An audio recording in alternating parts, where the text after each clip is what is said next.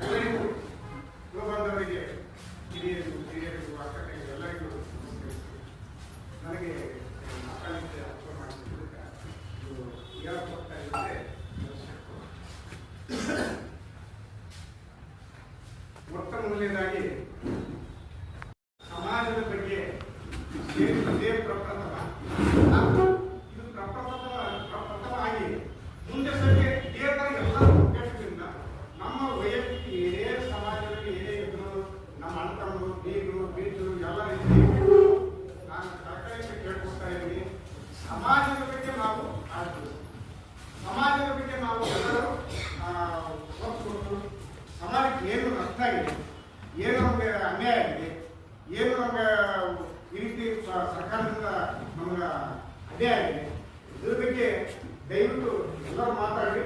ಒಂದು 2 ನಿಮಿಷ ಮಾತಾಡಿ, ನಾನು ಒಂದು 2 ನಿಮಿಷ ಮಾತಾಡ್ತೀನಿ. ಮೊಟ್ಟ ಮೊದಲನೇದಾಗಿ ನಾವು ಅಸ್ಪೃಶ್ಯತೆ ಹಾಗೂ ದೊಡ್ಡ ದೊಡ್ಡ ಹುದ್ದೆಗಳಲ್ಲಿ ಸೇರಿಕೊಂಡಂಥ ರಾಜ್ಯ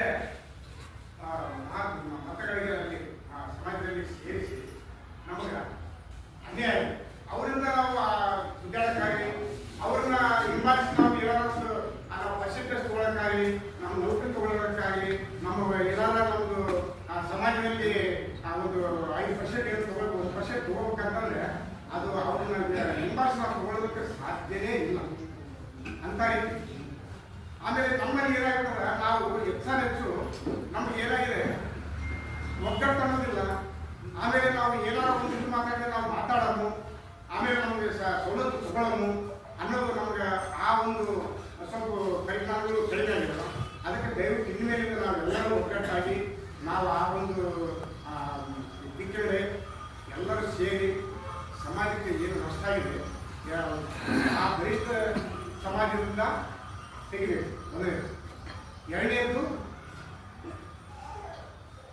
ಅಸ್ಪೃಶ್ಯತೆ ಇದ್ದವ್ರನ್ನ ನಾವು ಒಂದೆಡೆಗೆ ಬಲಪಂಥಿಗೆ ಸೇರಿಸಬೇಕು ಅನ್ನೋದು ಎರಡನೇದು. ಮೂರನೇದು ಅವರು ಬಲಪಂಥಿ ಓಡಿಸ್ಕೊಡ್ತೀವಿ, ಅವ್ರ ಬಗ್ಗೆ ಈಗ ಅದು